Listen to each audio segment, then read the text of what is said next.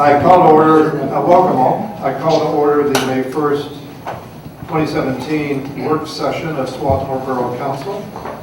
I note that all members are present except Lauren McKinney, who I assume will be along, as is the mayor.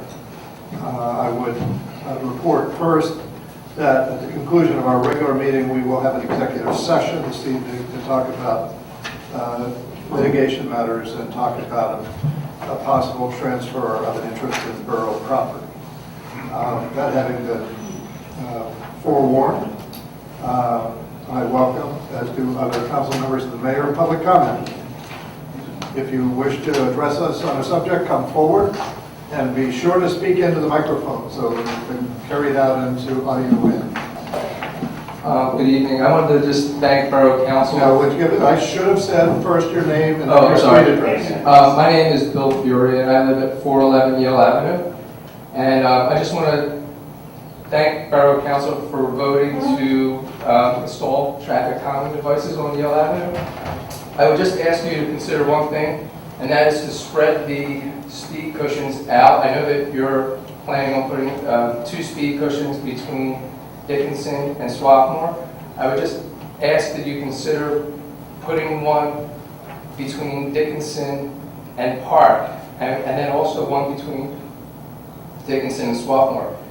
Another thing you might want to consider is instead of installing permanent speed cushions, you might want to consider a portable cushion that you could test and then maybe reevaluate in a few months or to see how it's going. That's really all I had. Okay, thank you very much. Anyone else tonight on any subject? Yes, please. Hi. Hi, welcome. Hi, I'm Susan Garlick. I live at 44 Yale Avenue, which unfortunately is actually in Springfield, so thank you for listening. That's not unfortunate. And Some of my favorite people in this room. thank you so much for addressing the speeding issue on our street finally. We really appreciate it.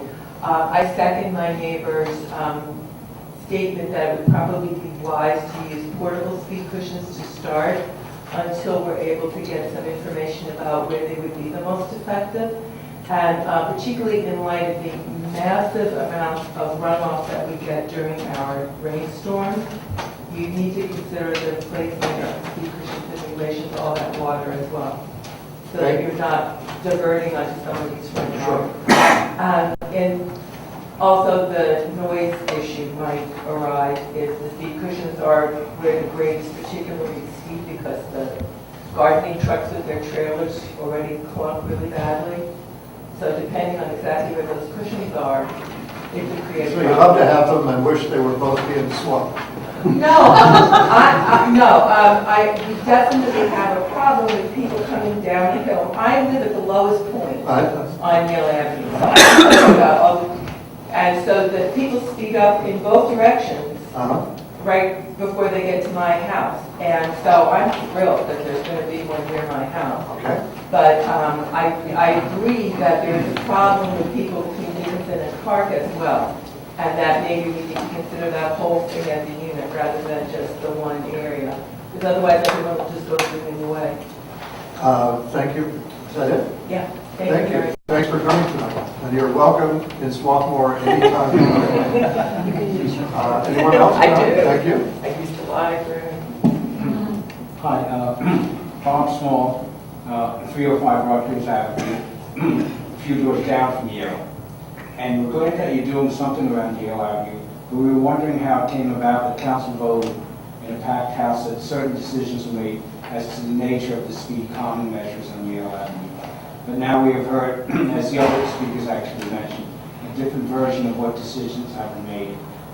So we're wondering what, in your process, allows for this confusion and what you actually voted on at the time of the meeting. Thank you. Sure.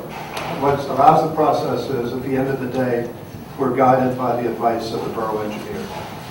And it was the advice of the borough engineer, consistent with the borough engineer's original report, that caused the shifting of the location of the speed cushions to which you refer. Anybody else tonight? Susan Well, Kelly. let me make a point for the wonderful woman from Springfield. We're really near neighbors. I live at 80 Yale Avenue, back the lane that goes along the creek. And that is that certainly speed cushions, it's my understanding, will not be put the whole way across the road. And one of the reasons, but rather be gaps in them. And one of the reasons for the gaps is to allow water runoff and prevent the kind of flooding that might occur in the immediately adjacent properties. Thank you. Yes. Susan Kelly, 339 Vassar Avenue. I have no complaints. I just want to say thank you to everyone for David Murphy and his committee and Jane and Kazi and the Public Works for installing the porta potty in the park and the dog bag stations. The facilities have been greatly appreciated by the groups that we've had down there lately. So thank you. You will not be surprised at being Swarthmore that the location of the Porta Johns there I know. has not been greeted with I know. unmixed joy by some people. I know. Anybody else tonight? Bless you. Thank you.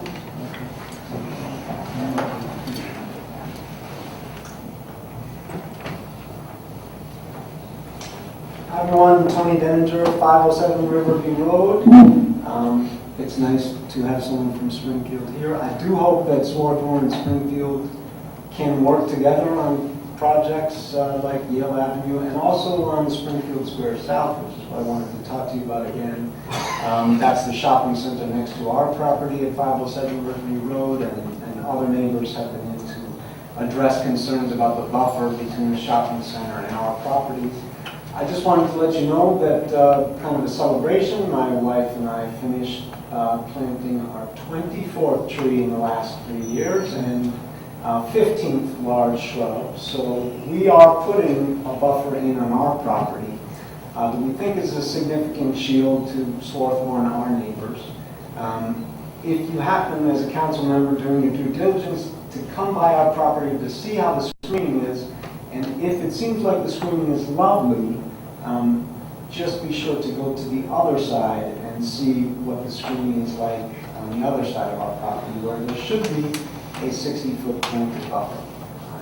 Thank you very much for your ongoing work on this and Thank you. listening to our concerns. Thank you.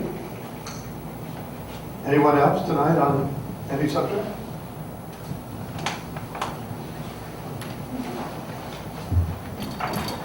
Is that a hand wave or just a greeting? Hi, hello. Okay. Anybody else want to talk to us tonight? Okay, thank you very much. Public comment period is ended. Thank you for coming. We'll move the environment report a little further down. Actually, David, I just want to interject. I believe that Lauren is not Oh. going to be tonight, so I've been authorized to speak on behalf of the committee. Please do. And I've got a couple of things that the committee would like to report on. Okay, please. All right, well, the first is you all received in your packet for tonight a proposed resolution number 2017, not 2017, -05. I hope that's coming through on the mic now. And this resolution actually is a call upon PICO to play a leadership role in developing and increasing solar electricity generation in PICO's service area. And this has happened elsewhere in New Jersey, New York, and in other states. And there's an organization called Philadelphia's Earthquaker Action Team, or EQUAT.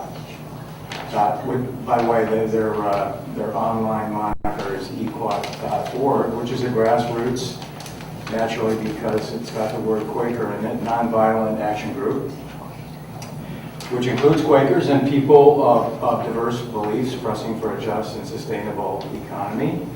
And EQUAT is calling on PICO to increase its share of solar-generated electricity to 20% by the year 2025, and to prioritize rooftop solar panel installations, which, in addition to promoting clean energy, would also create jobs for residents in high unemployment areas throughout Philadelphia and the surrounding counties. And what this resolution is really doing is it's asking Swarthmore Borough Council to say, yes, we think that's a great idea. As I said, it was in your board package. I don't know if you had a chance to read it.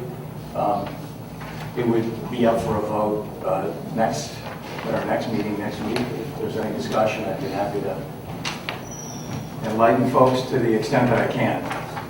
Okay. Good. I will say that if it passes and I sign it, taking a page from the leaf of our president, I will take responsibility for creating 400 jobs. Here, here, here. And while we're on the subject of climate change, this is just a heads up, another possible resolution coming down the pipe, modeled after a resolution to be adopted by the city of Philadelphia with respect to climate change. And again, it's kind of an aspirational thing. It has to do with carbon fees and carbon dividends, and not cap and trade, but other means of taking account of the externalities caused by fossil fuel burning, whether it's to produce energy or for manufacturing, whatever it is. So that's just something on the horizon that will be coming down from the Environmental Committee, I believe, in the not too distant future. Okay. And that's all that we've got to report for the Environment Committee. Do you know whether your committee will be meeting this month? I'm going to have to defer to Lauren on that, but I'm going to guess the answer is no. Okay. By the way, I'm speaking of the Environmental Committee of Swarthmore Borough Council. The Environmental Advisory that committee, they meet more regularly. Okay. Michael, finance? I don't have anything tonight, and we will not be meeting this month. Okay. General government. Ross? We will be meeting this month on the 15th, which is the usual day. And we do have a resolution. I don't know if you want to deal with that now. Well, sure, why don't you just describe it? I'm sure. Okay. We'll probably And vote it next didn't week. really come through general government, but it came generally to the council. Why don't you take charge of it? You are the catch-all. You're the author of the present version. Because Yes. last year at this time, it was under the president's agenda, so. Yeah. And I've been smart enough to shift it somehow. Delegation is most Yeah. good when it came. So last year, council passed a resolution that was supporting the principle of endorsing redistricting reform legislation. And last year, there were bills in the Pennsylvania House and Senate, and we specifically referenced those bills in our resolution. And we made a couple of tweaks to it last year to take out just like 3 or 4 phrases that seemed unnecessarily poking somebody with provocative. But we passed that, and then Annie Fox, a resident in Swarthmore, came to us and asked us if we could essentially repass that resolution, but that it's outdated because the old bills are now replaced with new bills. And so we redid the resolution, but we took out any reference to bill numbers so that it can remain on the Fair District's website and be evergreen and not become stale. So it's essentially the same resolution. And so I put that forward, and Annie could not be here tonight because she had another meeting she could not get out of.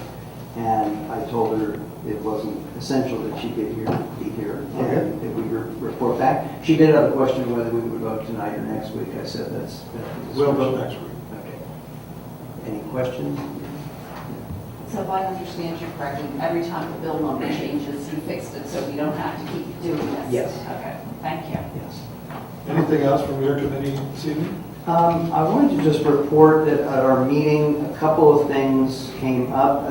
Anita Barrett, the new Swarthmore Town Center coordinator, who is very active, and we're very pleased with what she's doing, reported that Dean Michelson, who has been the president of Swarthmore Town Center for several years, has retired from that post, and we thanked him in writing for his devotion and volunteerism, which, as the mayor said, is the lifeblood of our town. He is being replaced by Sharon Mester, who a lot of people know has been a longtime resident of the town, who will be the president. And Anita also reported on some things coming up that Tim, you may be talking about also, the farmer's market, the plant sale, the Thursday Night Live musical event that will be coming up. She reported on a meeting with a downtown landlord offering town center support to encourage getting new renters. And there is, I take it, a new renter who may be coming to town as a result of some of her efforts. And then we had a presentation by the co-op board about the desire to put a awning over the patio, what I'll call the patio outside the front door of the co-op. That had been brought up at council and referred to our committee. And the board invited us to tour with them what they wanted to do. We have not done that yet.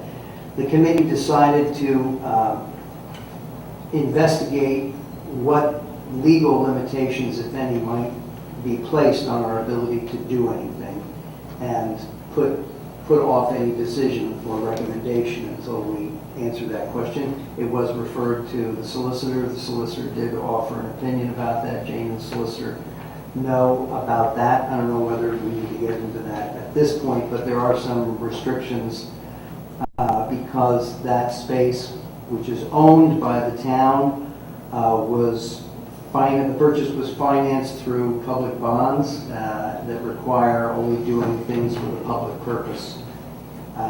So there are limitations on what can be done. Presently, there is essentially a permit, not a lease, but a license, a permission, a license for them to use that space that's renewable every year. In the way that they use it now. In the way that they use it now. So that's where we are.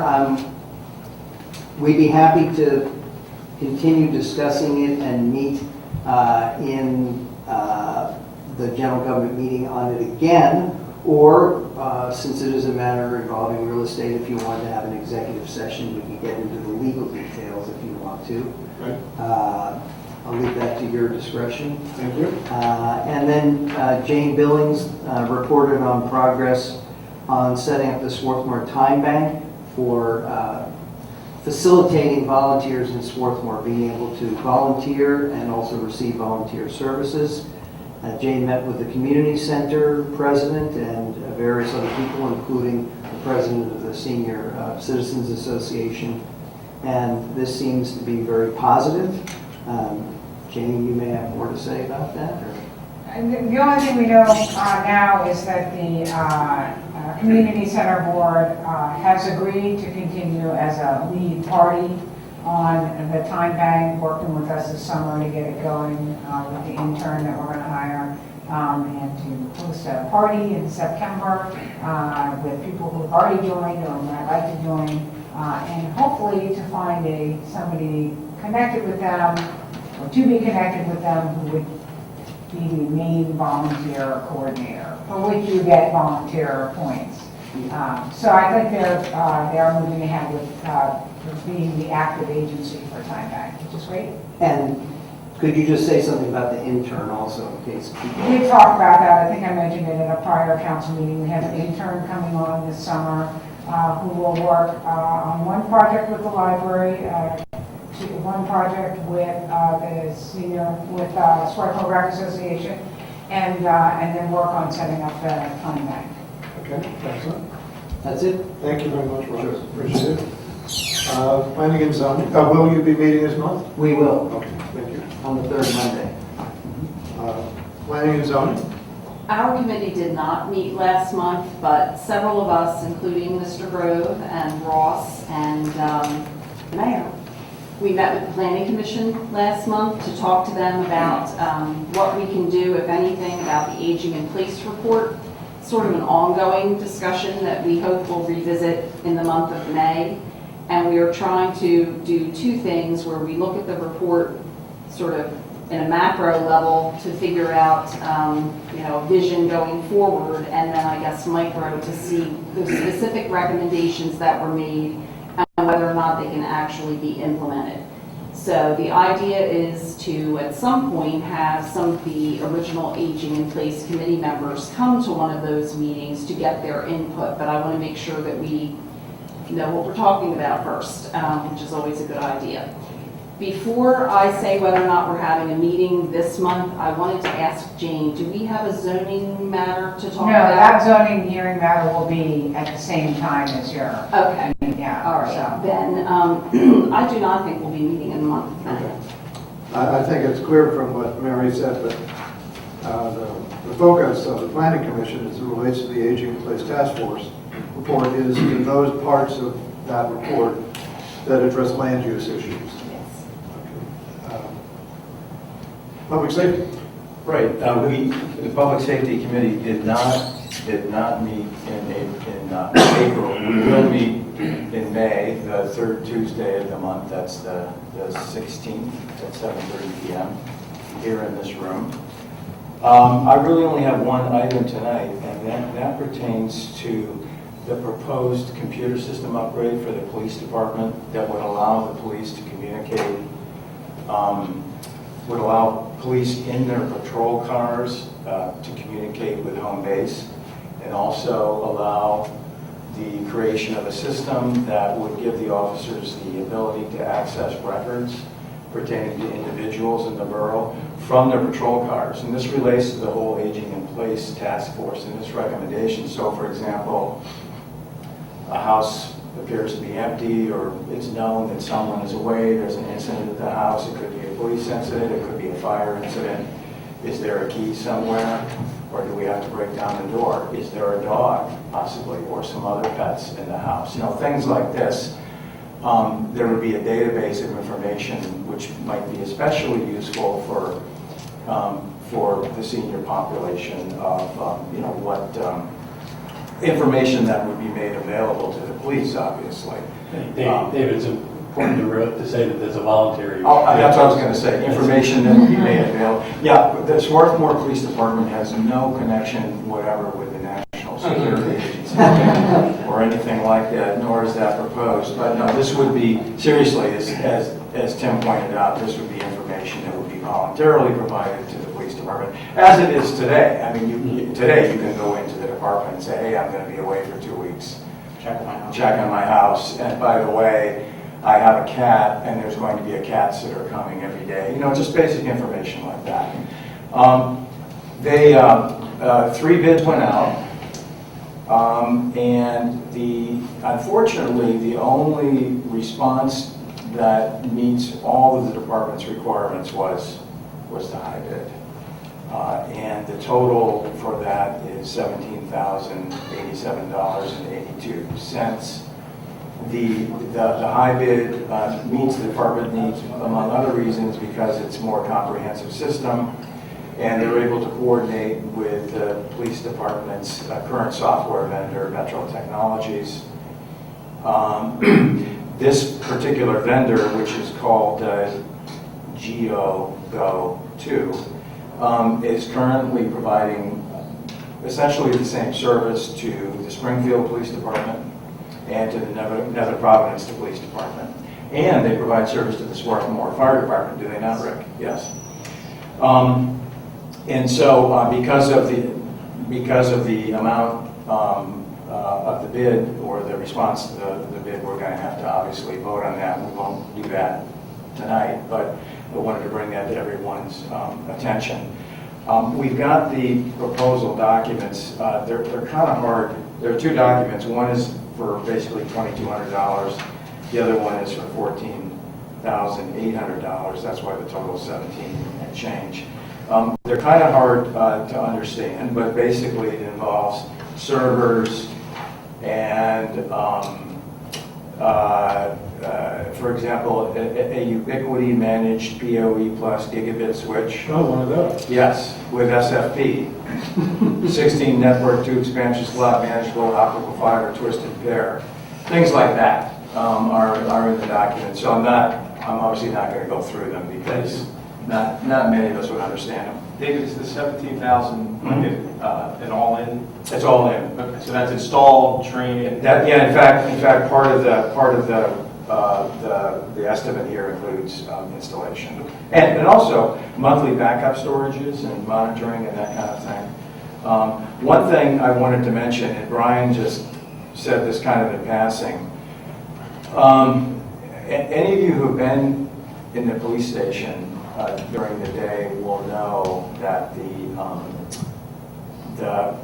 what's the right way to put it, the cellular and even the wireless reception is not the greatest down there, so they may have to improve their connectivity services with Comcast, the current provider, or maybe maybe work with Verizon, but those costs would be separate, from this.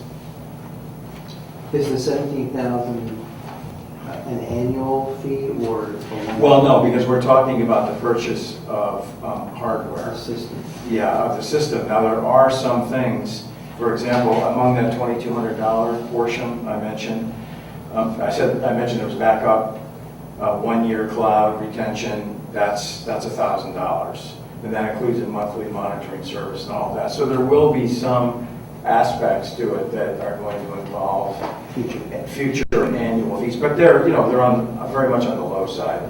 Big part of it is the hardware, the servers, and that kind of thing. I have a question. Yeah. Should we figure out the connectivity piece before we commit to spending money to hook up something that may not work? I didn't get the sense. I mean, I'm kind of winging it here, but I didn't get the sense from Brian that would, and Tim, maybe but that the current situation would make this untenable.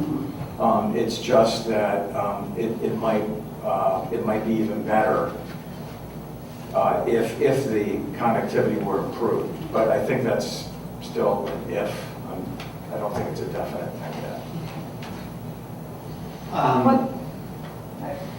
Just sort of following up on that, our service right now is provided by Comcast at no charge. That would not be offered by Verizon. That's not part of our franchise agreement. So I don't know if people do want to look at that beforehand, because it could have an increased ongoing cost over whatever else you're paying. I don't know what the issues are. I don't want to talk about it. We do pay a Comcast bill, so what We is do. it? Right, that's for the, right, it's the internet service is free. We pay for a phone, we switched our phone service to Comcast. Yeah, I mean, I've got actually. I mean, we used to be on Verizon actually, and then we switched to Comcast, but the internet service, Right. and actually the television service is also free. Right. Cable television, so it's like cable, so, right. Except not television. Not, when we negotiate a franchise agreement with them, it's really for cable television, and then they added on the internet service, but the phone was now included in that. Look, I don't want to create a problem where there may not be none. I'm just mentioning it because Brian said, kind of in passing, offhand, that they might want to look at the connectivity and see if it could be improved. And he did say it could be done. He's not saying we got to switch to Verizon. Maybe he can work something out with Comcast. Perhaps we'll have somewhat more information on that particular subject next week. Right. Can I just ask one? Would it come out of the capital budget? I'm assuming that's where. Yeah, And then- this was one of the ones we had anticipated would come out of the budget this year. And then the annual maintenance fees, which sound like they'll be a few $1,000s. I would say more in the neighborhood of less than 1,500. That would probably be the ongoing communications Less than- budget. just for come out of police operating. department. Okay. Yeah. Yeah, Okay. Anything else from public safety? that's all I have. Will you be meeting this week? Yeah, we are. We'll meet Tuesday, May 16th, 7:30 p.m. right here. Okay, thank you. Public Works. David, the other David. I'm going to make 2 motions tonight to do the authorization advertise. I might not be here next week. Advertise for, The street paving, we're done. We're accepting bids on Monday. You don't have to advertise. Yes, we're There's good. no motion for that. We're just gonna need to do talk it. about it. You just need to talk about it. Great. Talk as much as you like. Or as briefly. Within reason. Sorry. No, I have mostly good news. So we're going out to advertise for bids on our street paving for this year and our Cali aid application, which aids in the finances for that street paving. And we have an authorization to advertise for bids for our sanitary sewer work and some storm sewer repairs extremely close to home on Michigan Avenue, right by me.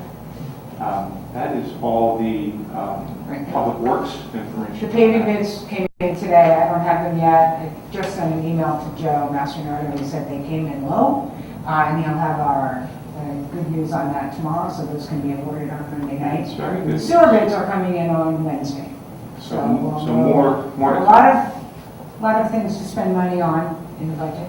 that is within our budget. It was within your budget. Correct. Thank you, Sue Kelly. She kind of already gave my update on Little Crump Creek, so we got a nice little sparkle to Little Crump Creek with some additions down there. I didn't want to forget our warranty slide got replaced at Paulson Park. So we have a shiny new plastic slide down there. And then Jay Billings has thankfully worked out kind of one of the final little pieces of all our Centennial Park work, where we had hopes to do an electric vehicle parking station. And if you are frequently in Borough Hall, at the bottom of our ramp, we have a nice little orange cone and electric run that has kind of sat there for a bit. So we're at a point now where we think we have it figured out. So there is a generous and currently anonymous benefactor who's willing to write the check for the install of this system. It's around $2,500. It has similar odd-sounding things in the contract that you just mentioned for the chief that I didn't know what they were, cards and connectivities and so on. Yeah, so without delving into the data behind it, essentially it's still a metered parking spot for Swarthmore. We certainly would probably give some signage, and we discussed it a bit at our committee meeting. In all likelihood, I think the best solution is just to note that it is a green or an electric vehicle parking spot without any exclusivity.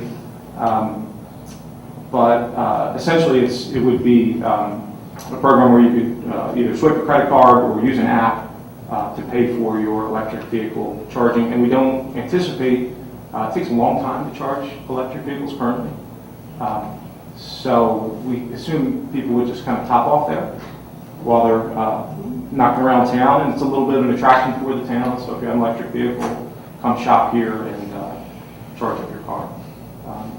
And there's an ongoing charge, I think that was in the little memo that I sent out. It's $249 a year, and that's for EV Connect, which will provide the software for the people who have the charging system on the app on their phone. And they will remit 90% of the fill-ups to us in terms of fee. I do not think there, in any world in the beginning, will we get back $249. I think it's like $1 a fill-up, it's just not going to happen. But so again, it's just a question of whether the council is going to commit to that annual fee to keep the system going. This was all a way so that the electricity wasn't given away, but it's being Correct. Thank you for bringing that part up. So yeah, so even though we have the install taken care of, we're looking at $250 annual out of our budget, which doesn't seem like a lot of money. No, it doesn't. In theory, some little bit of money might come back to us. Right. And apparently it's a very competitive business right now. So when I said, like, what's the guarantee? They said, well, you can do a 2 or 3 year contract if you want. But they said, in fact, the prices have been coming down. They also said it's like a home monitoring station, that if you don't like your monitoring company, you don't have to change the hardware. You can just change whoever monitors it. And they said that will be the same, that it can be a universal type application. So I don't think there's too much danger that $249 is going to become $2,400 next year. And am I correct that the use of it will be time limited by the time of the parking space Correct. where the car will go? Correct. Yes, it's not a matter of someone hogging the space all day, but. All right. Not with our meter. Oh, it's outrageous. Yeah. Meter fees. So I don't know, that needs to come to a vote. I think we have to vote. I think there's a contract, and the solicitor likes us to approve all contracts, so he's looked at it. As soon as he gives me the okay, we'll send that out, and I'll put it on the agenda for, I think we want formal approval of that agreement with EV Connect. All right, so we'll vote on it next week? Okay. And, yeah, and the anonymous donor will be unanonymous after next week's council. Yes, we get a check next week. Yeah, We personally. check in hand. Ready, kill, Swarthmore Borough. Ready to walk, we'll be there. That's all all I I have. also are old enough to remember I Ready, remember kill. when you were- Is that it? That's all I have. You will be meeting this month or not? We will not meet this month. Okay, thank you. Other business tonight? David, I wanted to add something to Sure. my report that I Please should have do. said earlier. George Wilson has resigned from the Planning Commission because he has moved out of the borough of Swarthmore. And I wanted to thank him for his long-time service to the Planning Commission and to the borough generally. For those who don't know, and I had to refresh myself just now with Tim, George was responsible for the design for the renovations to this building that we're in right now. So thank you to George for your service. And we are then looking for a new Planning Commission member. So if anyone out there is interested in serving on the Planning Commission, you can contact me or you can contact Jane. But thank you. We're always on the lookout for people who want to serve on committees. Thank you. Okay, thank you. Other business tonight? Mayor, Tim? David. So it's one of the highlights of my year. On this past week, I attended the Arbor Day celebration for the Swarthmore Borough School, which was again hosted by the Scott Arboretum. So it's nice to see 600 kids out there loving trees. It's a good thing. And this is for the 38th straight year, we were designated as a Tree City USA. Somewhere there's a lot of flags over in that's right. It was a lot of fun. It's always a lot of fun. Weekend coming up this weekend, the Fun Fair on Sunday, which is always a good event. No parade this year, so you don't have to worry about marching in the parade, council members. But that'll be Sunday, and just in time for that, we finished up the signage out in Central Park, which is up, and I wanted to thank Rick Lee and a couple of his guys who spent better part of Friday not only installing the signs, but also fixing the plumbing on the water fountain, so that now the water fountain's up and operating for all people and their dogs. Thank you, Rick. Yes, thank you. Good stuff. Upcoming, the farmers market is 2 weeks away. The 13th, I guess it is, of May. It'll start, and that'll actually be followed in the afternoon by a maker's market. So we'll have the farmers in the morning and the craft people in the afternoon. And then coming up in June, we'll have a Thursday Night Live, which is starting off, which is eight concerts on Thursday nights during the summertime. They're going to run from 6 to 8. It's usually two different bands that are playing. The idea is to encourage people to come out and have a picnic supper in the amphitheater out here and listen to good music. The first year is all Swarthmore musicians, and all of them are donating their time for to get this thing kind of rolled. Will Painter from the Community Arts Center has been helping out a lot with that. The last thing I wanted to note was that this weekend there's a celebration over at the college for the 100th year of their soccer program. So it's 100 years they've been playing soccer over at the college, and they're expecting a lot of alumni to come back for a celebration on Saturday. Excellent. Good stuff. Anything else? Thank you. Thank you very much. Any public comment at this time? Seeing none, public comment is closed. Jane, Borough Manager. There's actually even more events coming up. You probably know about them. The Garden Club Herb Sale is the same day as I think it's the day before the Fun Fair this Saturday. And then in addition to the Farmers Market and the Makers Market, there's the introduction of the Storybook Walk in Little Farm Creek, as well as the Horticultural Society selling stuff in the morning, all of which is great.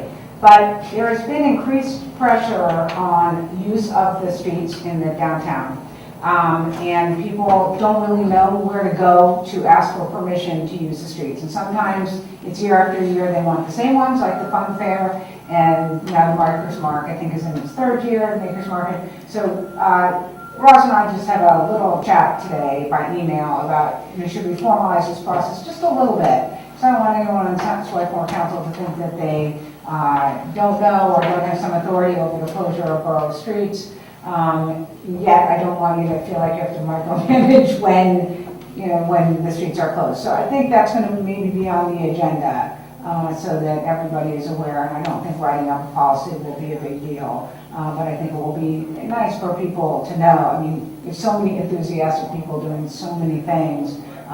It's just a little bit different than it was when there wasn't as much going on. So I think Ross generously agreed to take that under the mantle of General Government Committee. Media Borough would be a good model. They have a lot of pressure to close streets, and they have policies and ordinances about it. So. Right. And what's your thought on timing For coming up with it? Oh, I didn't think that far in advance, yeah. Bob? Thanks, I don't have anything. Before we go into executive session, I want to mention two, really, a person and a couple. This Sunday at 2 o'clock on the 7th will be a memorial service for Sandy Sparrow Wilkinson at Swarthmore Friends meeting. Sandy Sparrow is known to many of us for many years, but I'll share a story. My daughter is 48 years old, and Sandy was her 5th grade teacher at the Rutgers Avenue School. And when she was in 5th grade, I had the honor of being president of the school board during the time of the only teacher strike in the history of the school district. And you have to imagine that school because as you face it from Rutgers Avenue, at one end was the library that's on a columns, and so there's a space under the library. But Sandy told her class before they left, before they went on strike, she said, I don't know how long the strike is going to be, but if it's longer than a week, at 8 o'clock in the morning on Tuesday, I will see you all under the library and give you your assignments for the next week. She was a jewel. She went on, of course, then to become principal of the K-8 school when we had a K-8 school. So she was a treasure and is missed. But also, we're well aware that people get old, they move out of town, but we have had as immediate neighbors of ours, Leslie and Henry Brubaker, who Henry is not in good shape physically. He's not in good shape, and they've sold their house and they're moving next week. Leslie is moving, Henry is where Henry is. And so I just want to note how wonderful it has been to have them as our neighbors for 28 years. We'll go into executive session.